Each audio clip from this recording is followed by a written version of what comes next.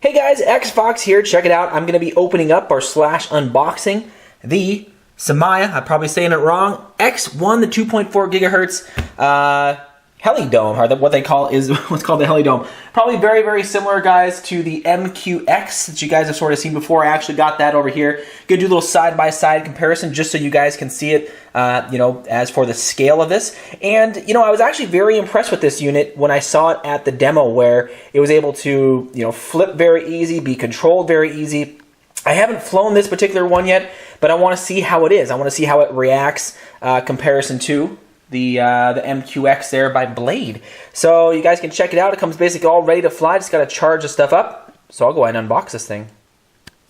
Alright guys, back here. Check it out. Went ahead and unboxed everything. I'm going to go over what comes in the box and some of the things I sort of noticed right out of the gate. So of course, got the instruction manual. Basically goes over how everything goes. You guys already seen that basically, as well as a parts list where you guys can get those and what you guys need. Very, very similar again to the Blade MCX or the MQX. Of course, you got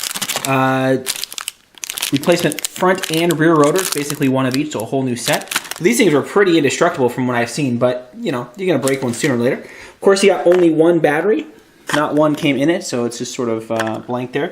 Of course, you got the remote here. Now, one thing I want to show you guys on this remote, so you guys will notice some of these buttons is up, down, left, right. Those absolutely do nothing.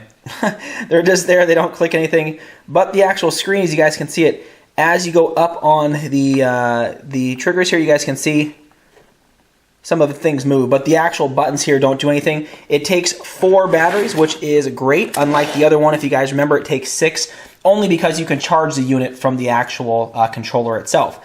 So, of course, moving over here, you guys got the actual USB charger for the battery. I'm pretty sure you can charge this the same way that you charge the MQX battery, and I'll take that out here in a second. Then, of course, you actually have the unit here. I'll put it up here in the actual light so you guys can see this. Width-wise and everything, it is exactly like the MQX. And again, I'm going to show you that here in a second. Mine came with a little UFO body. They have other bodies for it. So you guys can go ahead and see here. So I'm going to go ahead and show you guys a comparison on the parts, comparison to the Blade MQX. Okay, I'm back here, guys. Of course, we have the X1 over here, as well as the MQX over here. First, I'm going to show you guys the batteries. This one, of course, is the X1 battery. It's 350 milliamps at 3.7 volts, as well as the E-Flight one, of course, is 500 milliamps, 3.7 volts. Weight-wise, they feel almost identical. Of course, the plugs are going to be a little bit different, but yeah, they feel almost identical when placing them in there. This one I don't think will fit because the little tab here is on the top. But you guys can see, if I go back here, I'm going to put the X1 basically on top of the MQX.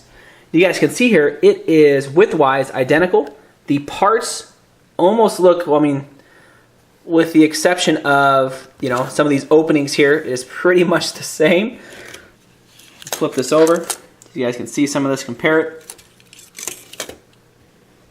You guys can see some of the parts here for the MQX over here, and again, almost identical. So there you guys go have it. That's a nice little quick unboxing of the Syma X1 comparison to a MQX. Hopefully I'll get some flying videos out here, so definitely subscribe, guys, if you haven't already.